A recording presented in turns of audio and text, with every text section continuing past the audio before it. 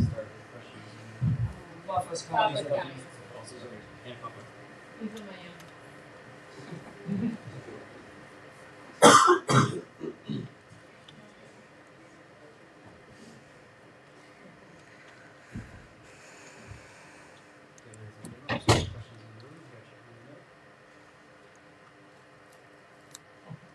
You go. Coach, for You you. go. First of all, congratulations. Before the game, nobody gave Nashville a long shot against Monterrey. What do you have to say about that? And second, I'm guessing you guys during halftime saw the goal that wasn't given to Nani, that incredible goal. What did you tell the team? How do you manage to keep focus after watching that incredible goal?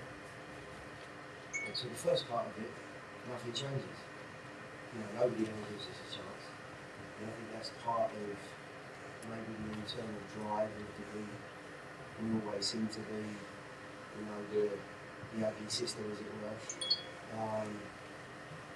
As far as the goal's concerned, I actually haven't seen it yet. But what I would say is this: the actual build up to it and then the finish was so incredibly good. I would have to assume that for whatever reason the goal was disallowed, it was a major reason, a very important reason. Have any of the guys in here and maybe seen it? If you have, you probably have a better idea than I. But I would seriously question why that goal was scratched off.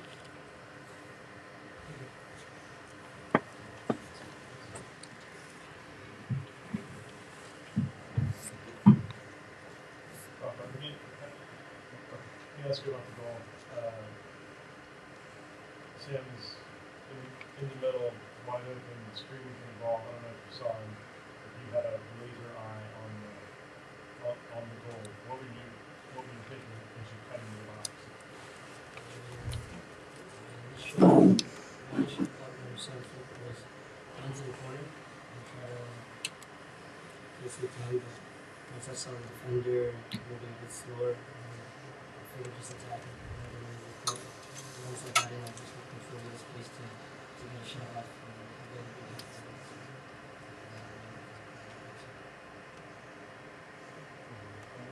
Gary, for some of us, did give you a chance.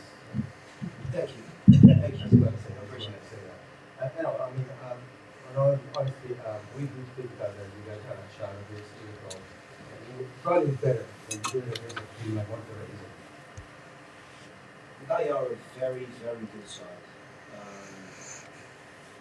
You know, when I looked at the games that they've played in this tournament, a couple of games that they've had in the early part of the season, they're an almost complete side. They have very good technicians. They play at a very good pace. They have great creative individuals in the side. You know, they have pace in certain areas. And the other thing is as well, you know, this is obviously a brand new tournament, but I think they've done a wonderful job of winning inside the 90 minutes to this point. They've stayed away from home for a long period of time. You know, it takes an awful lot of substance and bile to keep going to, you know, somebody else's backyard, if you like. So we knew fully the sort of game we were in for. There was a lot of respect needed from Monterrey, but I think there's a fine line between that respect and maybe giving them too much, and they end up taking charge of the game for too long. I think the guys did a wonderful job of starting the game off on a really bright note, aggressive note. The goal that was disallowed, a couple of other opportunities that came our way. But when we were under pressure, which I think we all felt we were going to be at certain points in the game, there was that internal fibre and spirit that we've seen from this group so many times. To deny them the opportunity to get back in the game. And I think it's that combination and balance that has seen us end up as winners today, because it was always going to be a very, very tight game, and there was going to be very little.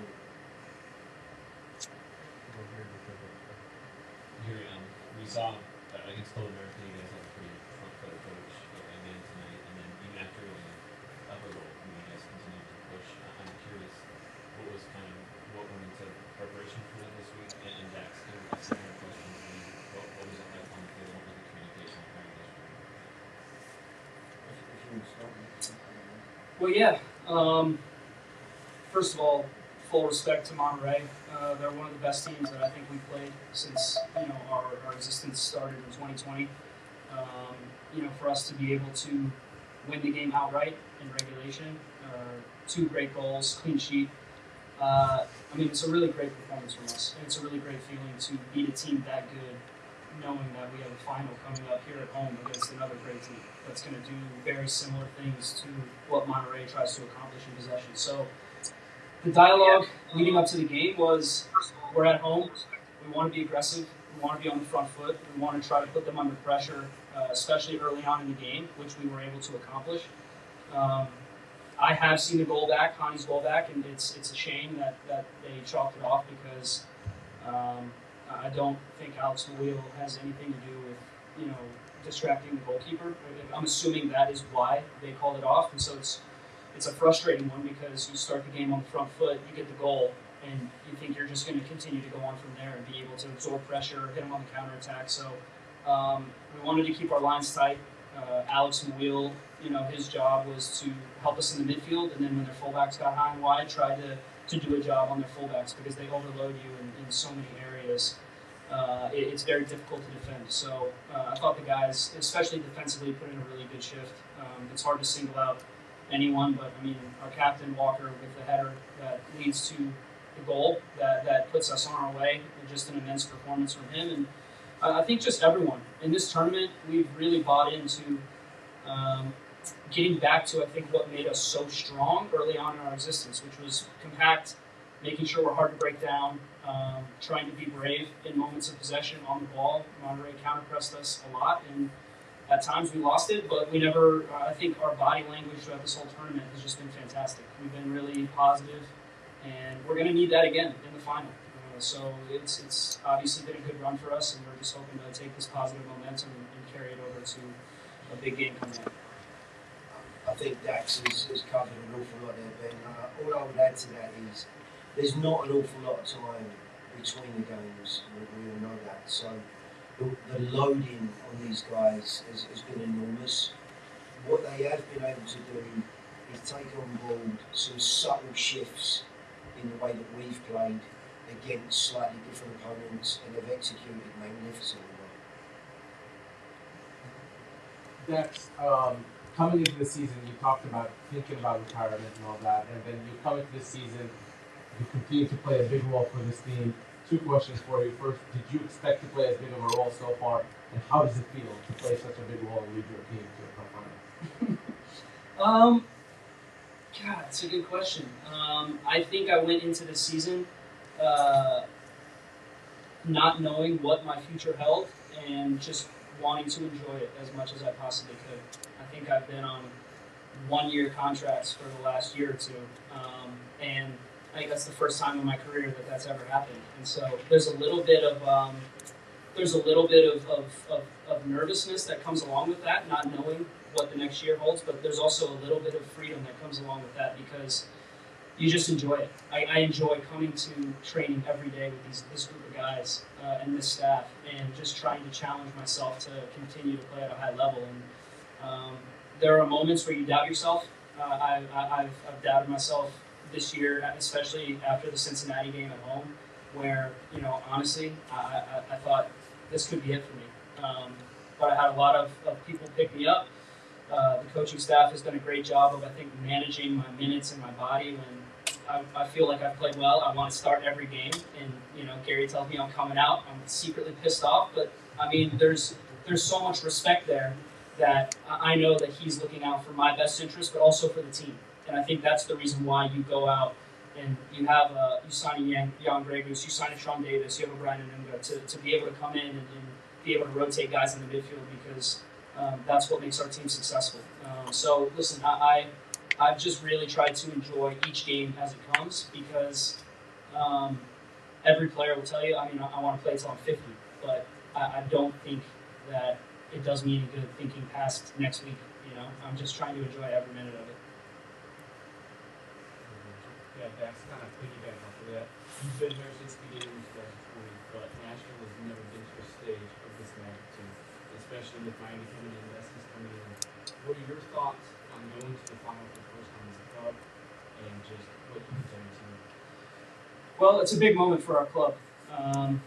We've made the playoffs every year in our existence. I believe we made a conference semifinal, and I believe we made a semifinal of the Open Cup, where we lost. So we've been close, and we haven't quite been able to get over that hurdle for one reason or another. I think part of the reason why you put together such an experienced team is to be competitive right away. And we've been competitive right away, but we haven't quite been able to get over that final hurdle. And so now tonight is a night where we take all those experiences that we've had the last 4 years and we put it to the test against, again, one of the best teams that we've played since I've been here. So to be able to come through this tournament, beating Cincinnati, beating Club America, beating a good Minnesota team handily, and then obviously beating Monterrey, we should be full of confidence. I can tell you right now that there's no one in that locker room right now that's afraid or scared of the moment and scared to play this Miami team. Now, with that being said, the respect level for what they have been able to accomplish in this tournament with the players that they brought in, namely, Messi, we have to respect that. I mean, they've been absolutely on fire, and for good reason. So I think it's a great challenge, man. I think it's a wonderful challenge, and this is the reason why you play the game. You go through the hard preseasons, and you go through the tough losses to build up some character to get you to a moment like this. And so we'll be ready. We'll attack it with no fear, and we'll see where the chips fall when the final whistle blows. Coach, I'm sure you're enjoying your summer in this room right now, but when does your attention turn primarily to after you've got your plan and almost something you In about 5 minutes. Yeah. There's just not a lot of time. We were lucky enough to watch a good portion of the game before ours really got underway, the pre-game. And as Dax has said, it's absolutely astounding, amazing. I think we've run out of adjectives that describe what's going on in Miami. They're playing such good football, they're scoring goals, they look a side that are unrecognisable from a month ago. I've never in all the time I've been in football seen a transformation in a team that we're currently seeing. So there's an individual in that group, I'm sure, that has more impact than others, but Messi himself has brought so much more out of the guys around him.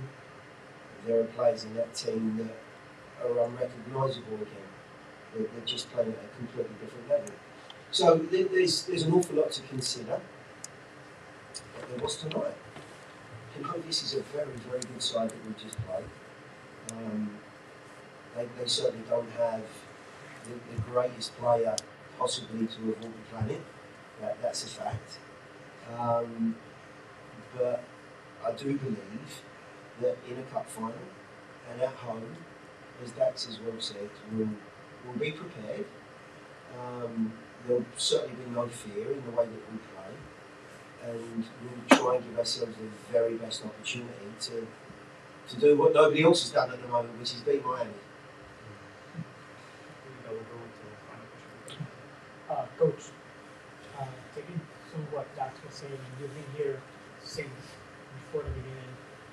Now you take two giants, America and Monterrey. Now the world is watching you on Saturday. Messi is coming. Now you already qualified for CONCACAF Champions Cup next year. And you mentioned how nobody gives Nashville a chance. Now what's your message when you see now how globally people are going to start recognizing Nashville?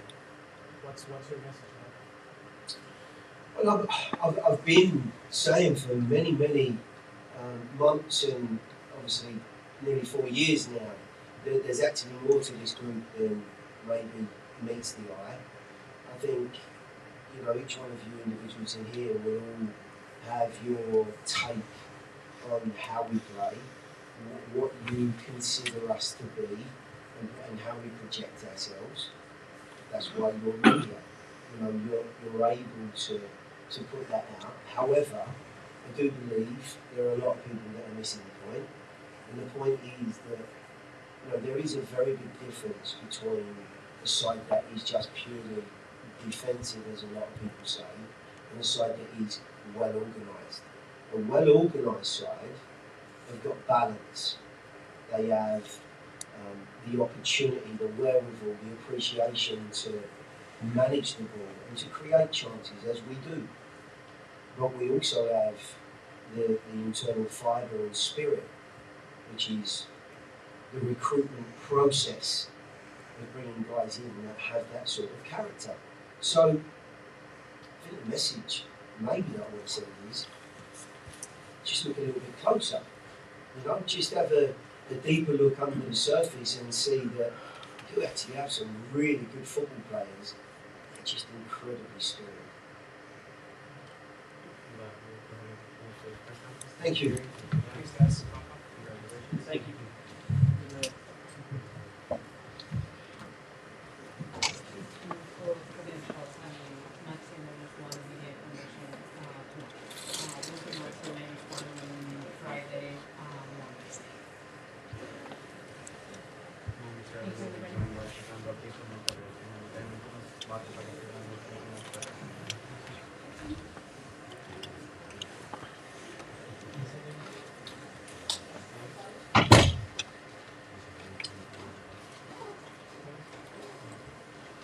Thank you.